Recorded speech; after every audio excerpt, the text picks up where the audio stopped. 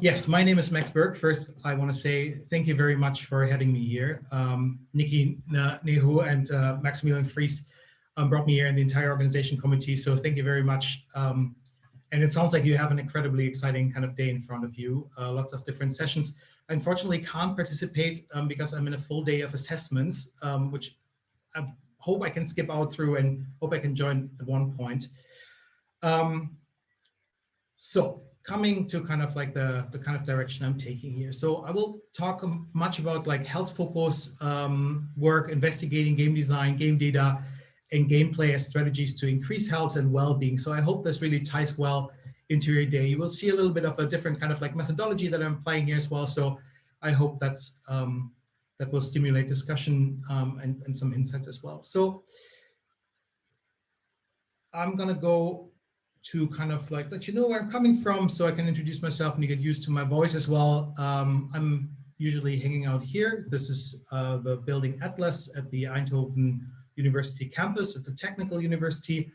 I'm an assistant professor here, interestingly enough, in industrial design. I did not see that one coming. I'm educated originally in psychology as well, and then transitioned into a life in computer science and focused primarily on video games and human-computer interaction. Eindhoven here is a city where Philips primarily is quite a dominant company. You might know them from lights, TV bulbs, shaving equipment, and they focus on health and a lot of kind of like the technical work like within the university, and I'm involved in projects here as well. It's very much focused on the healthcare pathway. Yeah, and this is kind of like where I'm sitting with that little arrow points. I looked at it yesterday and I found that it looked almost like the little biker like down there. We have lots of bicycle in the town is moving into this environment. Yeah, so I really work kind of like in the intersection of psychology, especially motivational and differential psychology, and looking into kind of like under which conditions kind of who is motivated how. And my PhD very much like focused on this kind of like work as well. So primarily focused kind of like on games for research, games user research, explaining game experiences and understanding design in this context, and also like the value of design for actually engaging and having people kind of like use the applications and the idea that we kind of like pour into technology and use those. So I have like three larger kind of like research areas that I'm focusing on, or I will call them like lines of research. One is game design to foster voluntary engagement, which is like what my talk is primarily going to focus about. And then digital biomarkers for mental health and understanding the effects of game mechanics on health as well. So just to give you like a brief idea of what I mean by digital biomarkers, think for a moment about the last time you played a game. So maybe you played like with your friends or a partner or kids, and think about like what their mood was and how they behaved in there. Did they laugh, frown, play eagerly, or maybe even get like a little bit angry, right? So really kind of all the emotions out there. And the idea here is that playing games, board games or video games, allow us to get a sense of someone's mood. Are they focused? Are they quick in responses, cheerful, or easy to anger, right? And the other part of like this kind of research stream is that technology allows us really well to measure almost everything right now, everywhere, right? Leading to a flood of insights about our health. So our digital traces are used to construct commercial products that inform us about how we sleep, eat, or exercise, right? And the next step will be to infer from our behavior how we feel and think, how well we are, right? So going more like on a cognitive level here. Digital biomarkers are the quantification of behavior and physiology using digital traces on digital platforms like our phones. But the scientific foundation here can be further like investigated and constructed and evaluated because digital biomarkers right now, how they're constructed show some weaknesses. And the idea really here is that we produce digital traces with almost everything we do daily. We walk 10,000 steps, our phone can register it. We stop scrolling to watch a cat video, right? Facebook's attention detection algorithms register where we're actually stopping and focusing our attention on. And we often don't even realize that we produce data insights, which opens opportunities to construct digital biomarkers. And for a lot of you, like there might also be ethical questions that are popping up here. This is something that I think like in the kind of remainder of my own work, like is something that I will have to face and engage with quite deeply as well.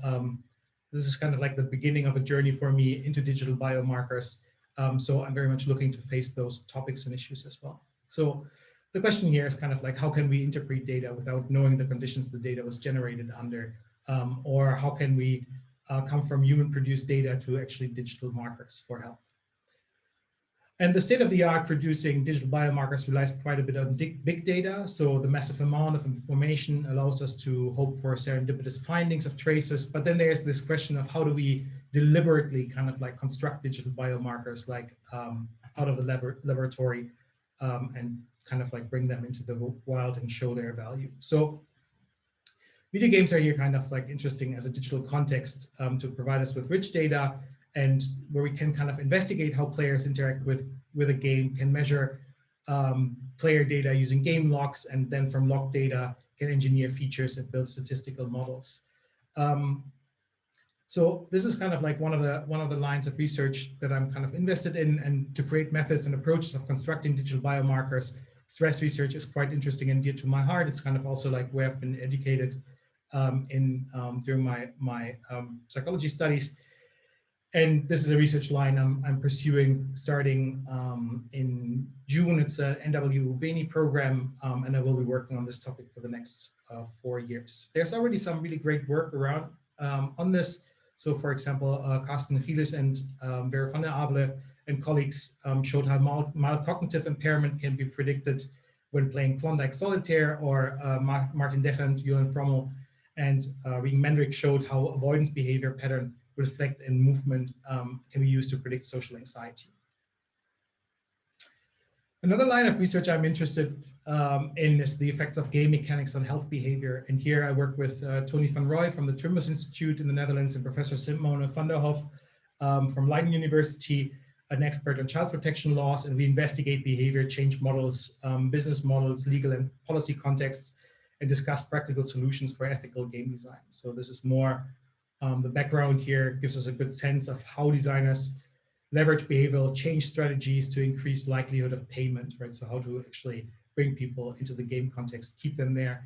But there are multiple sides kind of like to this kind of game design conundrum of one side having business, on the other hand, creating game mechanics, and then what are the implications of our health? And the talk I'm gonna dive into like in a moment is very much focused on kind of like creating further engagement, right? Using those mechanics also to help people to stay in like context where they can grow, and investigating also like the positive effects and implications of game design. And this is kind of like a balanced take we try to take here. On one side, investigating what game mechanics are there and how they affect people, and then what we can learn from them as well for positive aspects. The industry itself is quite aware that some of the design patterns result in behavior that might be undesirable and problematic, and engages kind of proactively like with this topic as well. So this initiative here, for example, is from industry veterans. It's looking into approaches how to address ethical issues in game design. Yeah, and there's like 2 papers here actually, like under the lead of Dimitri Alexandrovsky and Maximilian Fries. I've been involved in projects that investigate the effects of playing by appointment in particular. So the first paper here investigates game dynamics to support snacking, not feasting, shows that especially new content and weighting mechanisms foster behavioral engagement, in this case over 9 days.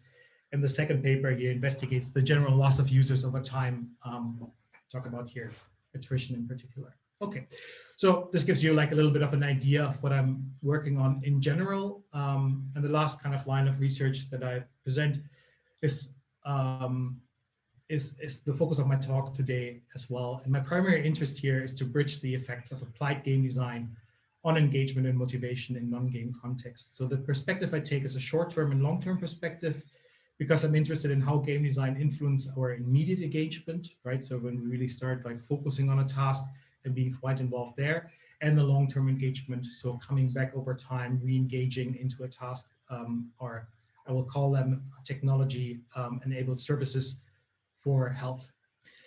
Right, so to create lasting impact, I'm not particularly interested in behavioral change that is not the result of like a separatable outcome, like rewards, nudges, social comparison, or really any of the traditional kind of like gamification approaches. I focus way more on good game design for engagement, and focus quite a bit on that game design needs to be inherently motivating and doesn't rely solely on external outcomes. But I'm going to explain my perspective here a little bit more. Starting kind of with the title of my talk. So, investigating avatar customization as a motivational design strategy for improving engagement with technology-enabled services for health. And I'm going to unpack this a little bit. I hope in my talk to give you some insights into how games and understanding the effects of interface design can actually teach us valuable lessons about designing services for health. So technology has changed how we learn and improve ourselves. So be it physically or by learning a new language or dealing with health issues, right? So you have platforms like Khan Academy or Coursera that have disrupted learning. When you have online mental health programs like the on-demand virtual health platform SilverCloud that some of you might be aware of, that has or even be involved in, which has very strong roots in Dublin, or the adaptive healthcare platform IntelliCare. So the easy access to self-improvement programs, be it language learning, exercising better, or working on mental health routines, have contributed to personal growth in one or the other way. And while the efficacy of self-improvement programs has been shown in many ways, attrition, the gradual loss of participants, threatens the efficacy of self-improvement programs. So the displayed graph here shows module completion for the computerized cognitive behavioral therapy program MoodGym. And MoodGym has been shown to be most effective if all modules are completed, but as the graph shows, less than 1% actually complete all modules and therefore will never actually benefit from MoodGym. And one big difference between controlled study protocols and the wild deployment is the level of exerted external regulation. And to combat attrition, like seen in MoodGym, designers and researchers have developed an array of techniques to have users frequently log into a program, right? So human support, nudging, and notifications are design solutions to combat attrition and assure that people are re-engaging with a program over time. But the proposed solutions are either resource intensive, like human support, or only effective in the short term and have either negative side effects or can easily be circumvented. Hence, integrating external regulation into technology-enabled services for health is not a viable solution when aiming for long-term change. Notifications, for example, are easily circumvented by just turning them off, right? Negating any intended benefit. The language learning program Duolingo uses a concept called streaks, the consecutive engagement over days with the application to keep people engaged. This kind of feels fantastic as long as you are on the streak, but missing a single day because of life, right? It's like you have a conference in between, you can't figure it out, like your day is just so full, you actually don't find the time to kind of engage with the application. And therefore miss like one of the days and miss your streak is really demotivating and kind of reverses the former positive effect. So external regulation is often applied because it's conceptually easy to understand and shows the expected effects when studied in the short term. The other option, actually creating digital environments that people want to engage with, is far more challenging because it requires strategies that evoke more complex experience than receiving a notification and respond to it. So then the question is, where do we draw kind of from if we want design strategies to create intrinsically motivating experiences? And video games do something really right when it comes to keeping people around. The graph shows subscribers of the online role-playing game World of Warcraft.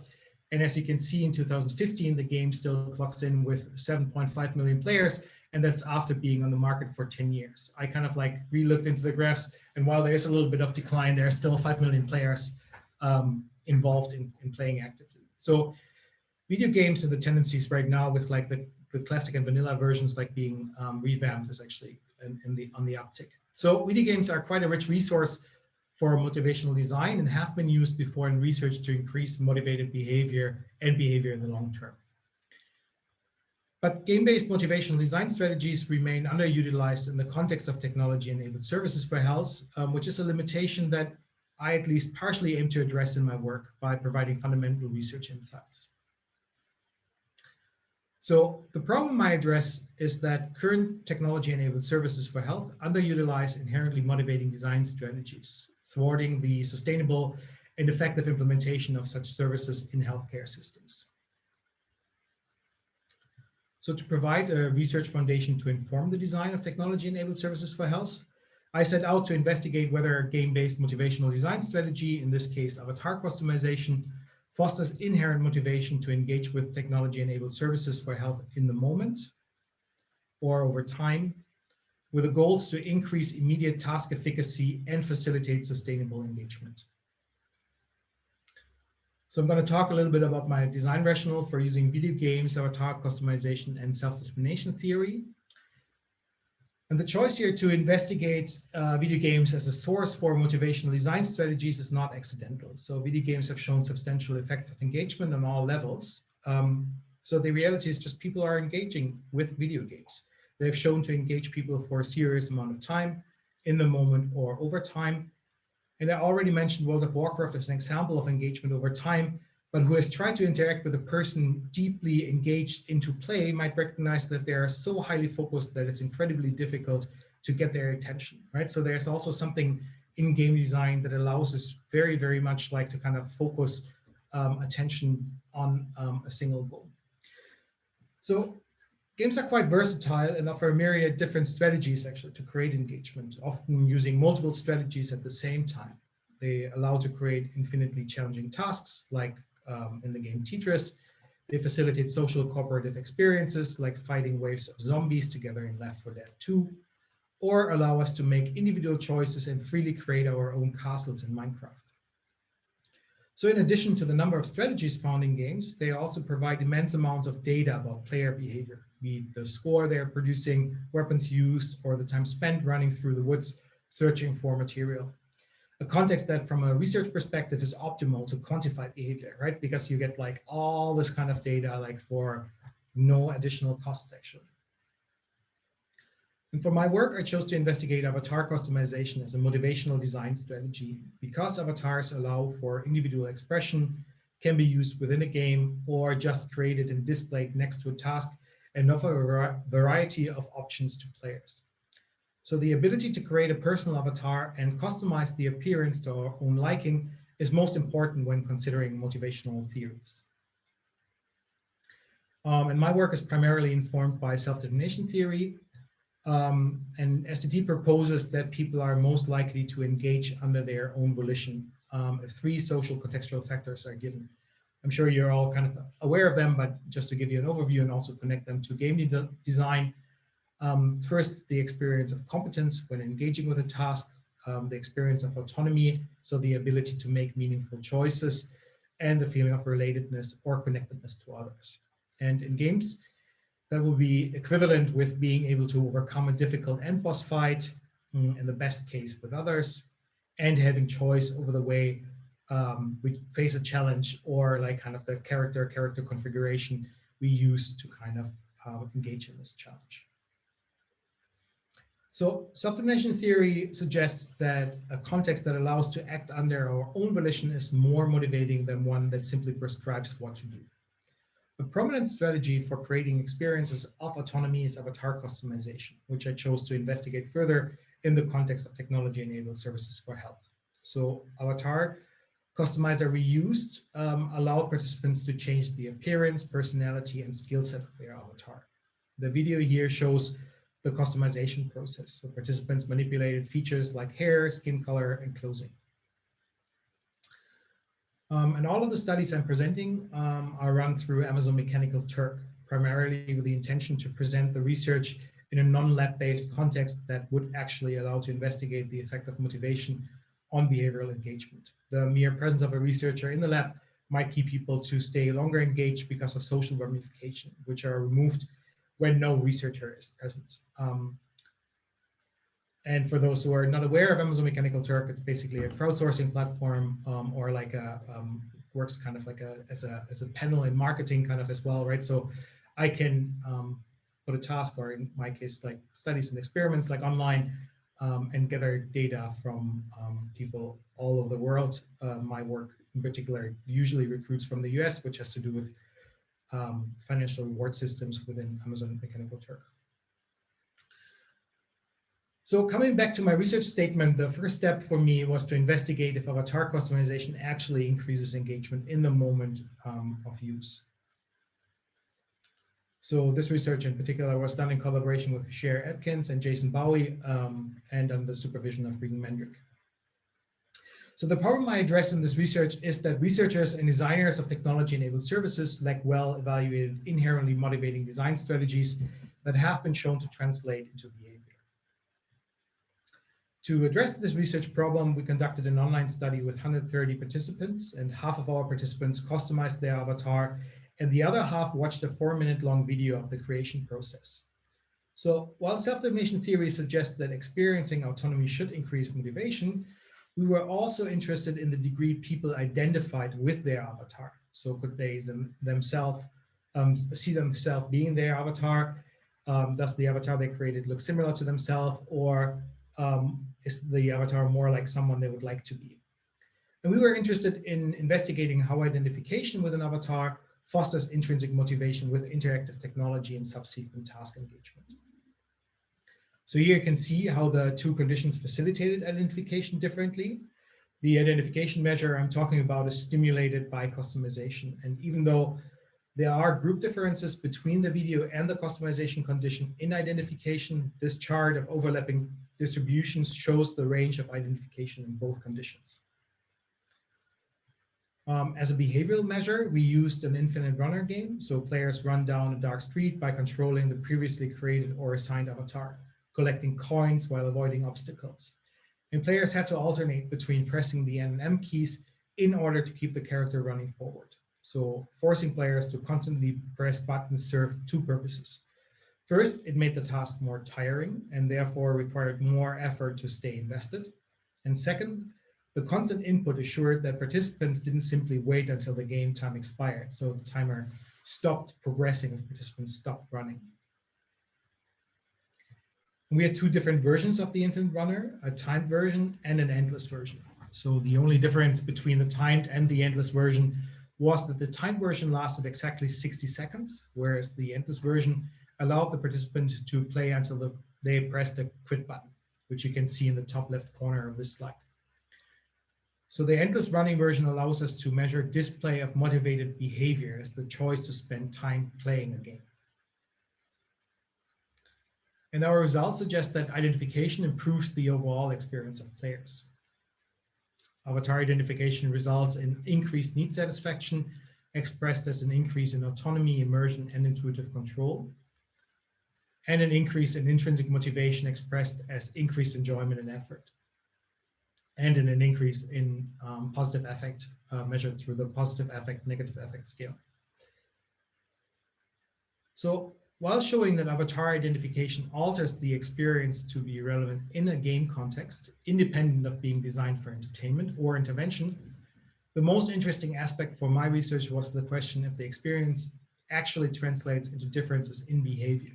So ideally, the experience results in high levels of more time spent in a task. And consequently, we investigated if avatar identification translates into motivated behavior. So instead of having a timer, the game can be ended by simply clicking the quit button. So just to remind you of the context again, these are people who work crowdsourcing tasks. They're not online to play games, and sure, they enjoy something different, but they mainly work online. So they could shorten the time for this task by simply clicking the quit button. However, if the differential experience created through identification would actually translate into behavior, the identified group would play longer. And indeed, higher levels of identification predict longer time played. So embodied identification, for example, explains an additional 9% of the variance. To give you an idea what this means in terms of time played, so the beta value for embodied identification was 29. This means that for each increase of 1 point on the 7-point identification scale, participants chose to place an average of 29 seconds longer. So the model predicts that people who are fully identified would choose to play for about 2.5 minutes longer than those who are not all identified in this particular task. So the takeaway here is that identification with a representation effectively increases volitional task engagement and therefore justifies further investigation of the motivational and behavioral properties of avatar customization and the benefits for technology-enabled services for health. So there are a few important lessons here that we learned. So working with Amazon Mechanical Turk workers on an open-ended study actually works in this online context, right? So even in a paid online context, there's space to express inherently motivated behavior. We found that controlling data quality was tremendously important and came up with a good standard to control for outliers and corrupted data. And not the group differences, but difference in identification actually drive these effects. So this suggests that identification is a mediating factor, but it also raises questions about our manipulation. So in the next study published at KaiPlay, Regan Mendlick, Chair Atkins, and I investigated the effects over time and looked into the effects of financial incentives. And I already mentioned experimental design for motivational studies is quite tricky. And one aspect that often gives researchers a headache are financial rewards.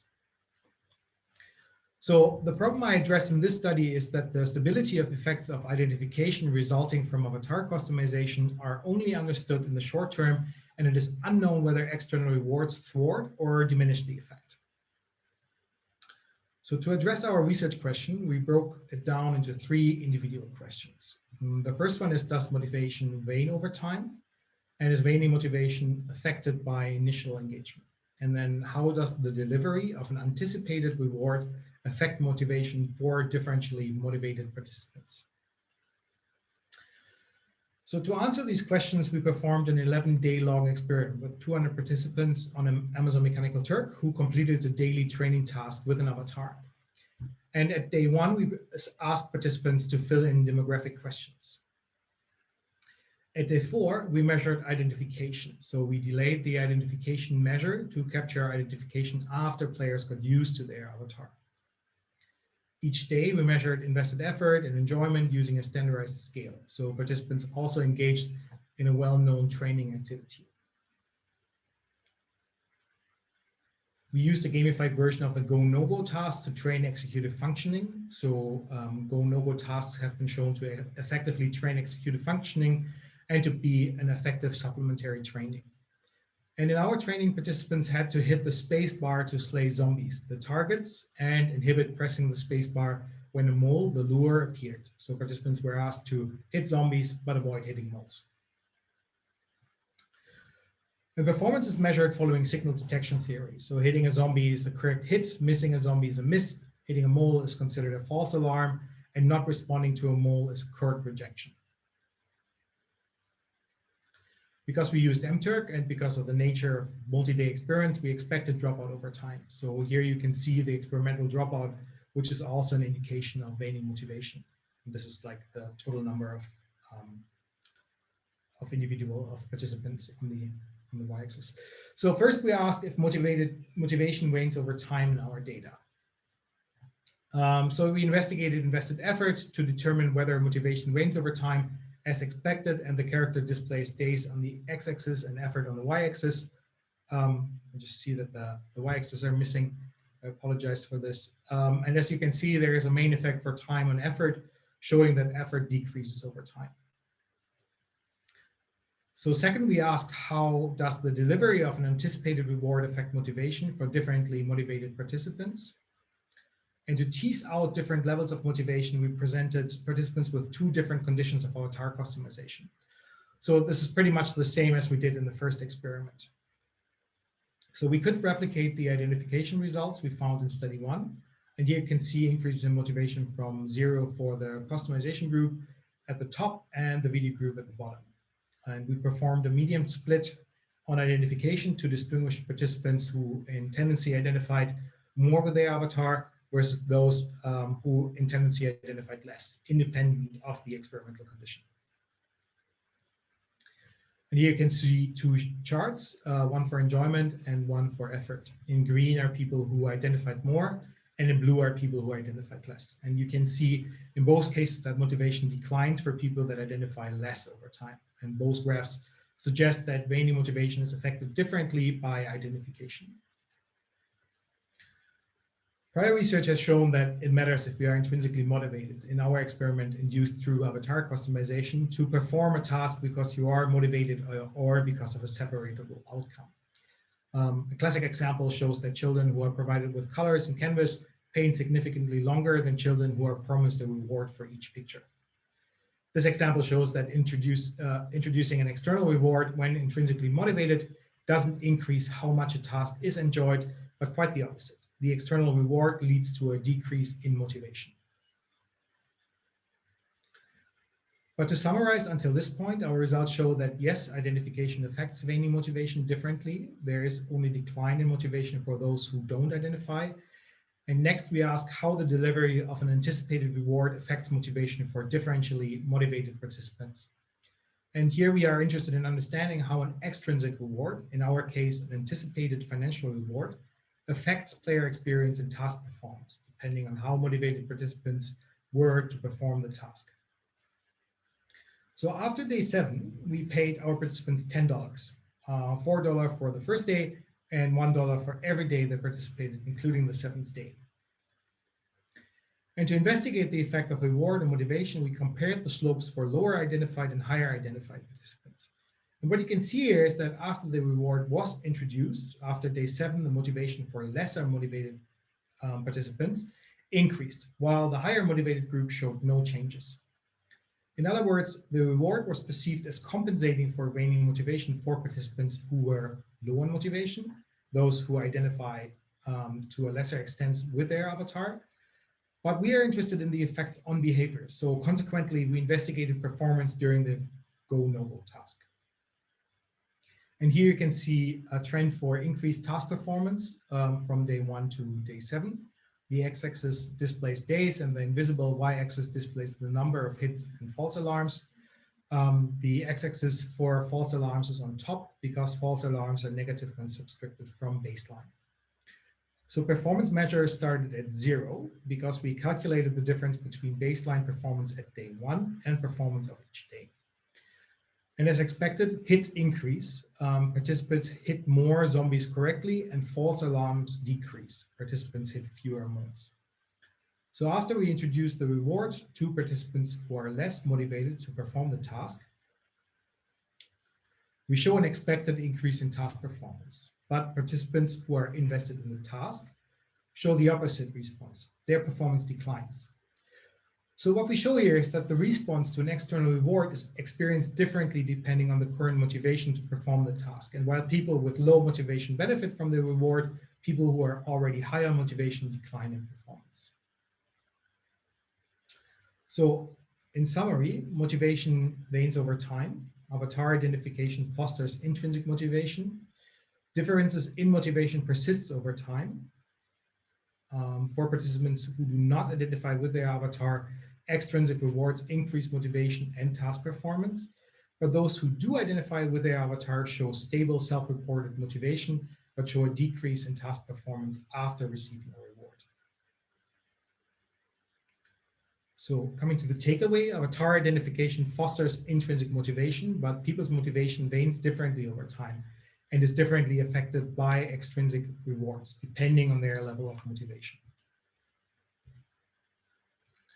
So besides the outcomes, there are several lessons learned. Effects of payment. Payment needs to be considered because it affects behavior in online studies. And that avatar customization impacts the level of motivation and resulting behavior. And it's important to be considered and actively measure levels of motivation to gain a more fine-grained understanding of what drives behavior. And building on the lessons learned from our previous work, we found ourselves in a position to move away from the game context. So the infinite runner in study 1 and the gamified go, no-go task in study 2, and investigate the effect of customization over time using a non-game based training, in this case, the breathing exercise.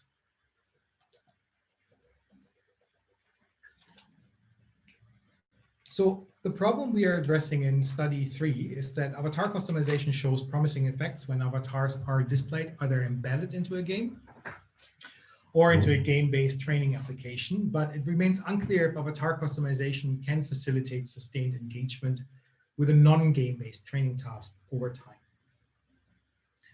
So we designed a relatively complex online study, which took several preventative measures that avoid that payment influences the study results. So we took kind of what we learned from the 2 previous studies into account.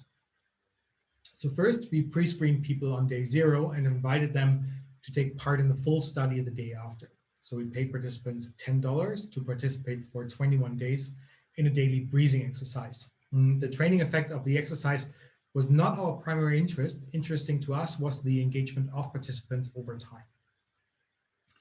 So on day one, participants were introduced to either a neutral avatar or got the chance to customize an avatar.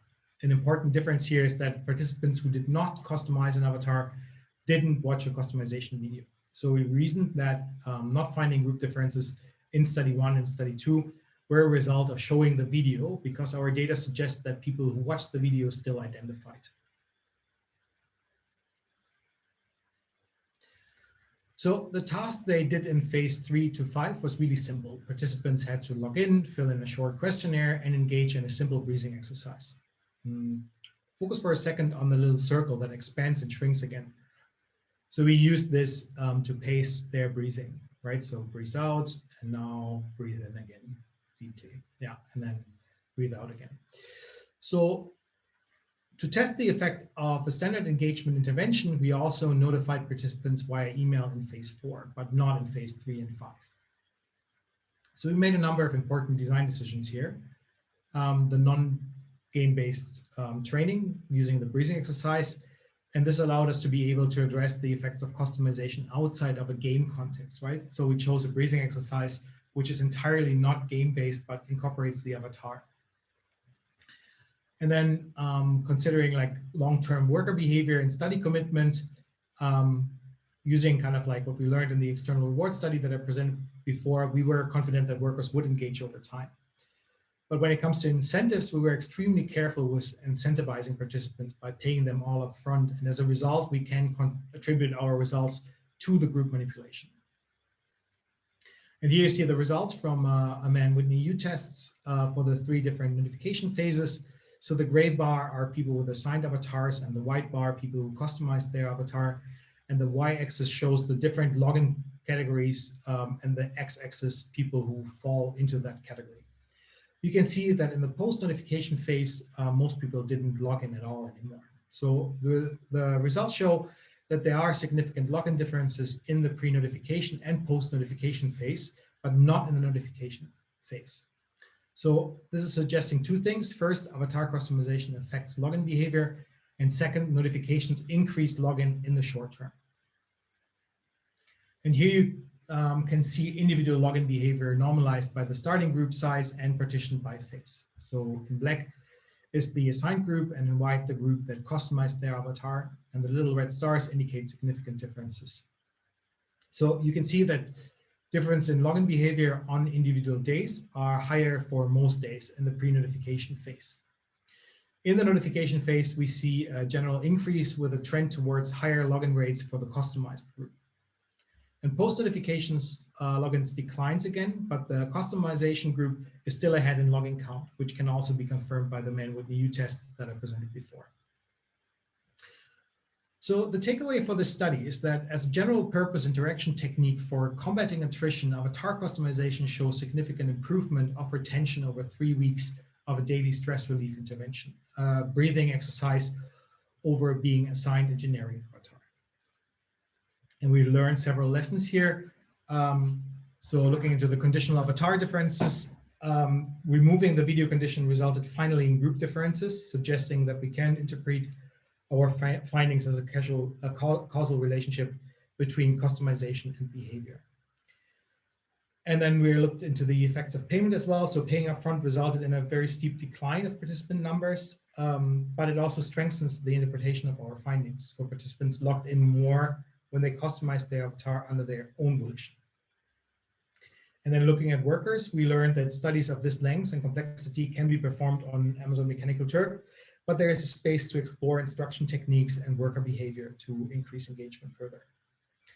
So in the final project I present today, I looked into applying what we learned to actually increase the efficacy of training tasks. So having shown that avatar customization affects motivation and engagement in the short and long term, the question remains if the effects of increased engagement also improve the efficacy of training tasks. So basically, using an application is important because else it won't be effective at all, but focusing on the task at hand is equally important because just clicking away on a task will likely not do much good, but does avatar customization help people actually to engage more in the moment?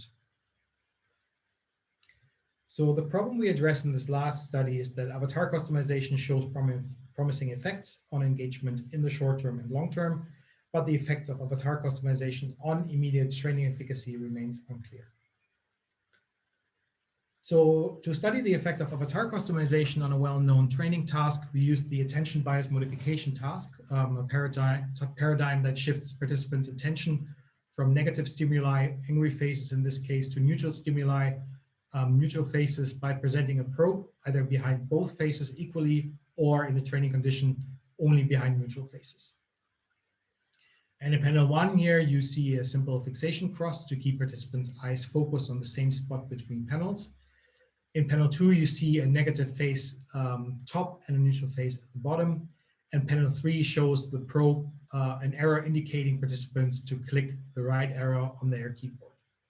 And panel 4 shows a blank screen to increase the previous stimuli, erase the previous stimuli. So the idea is that presenting probes only behind neutral faces, attention will shift away from negative stimuli, which has been shown to affect resilience against negative stimuli, such as gruesome imagery. And in total, participants were presented 480 training trials, and probes in the training condition are only behind neutral stimuli, and in the non-training condition, probes were presented equally behind negative and neutral images.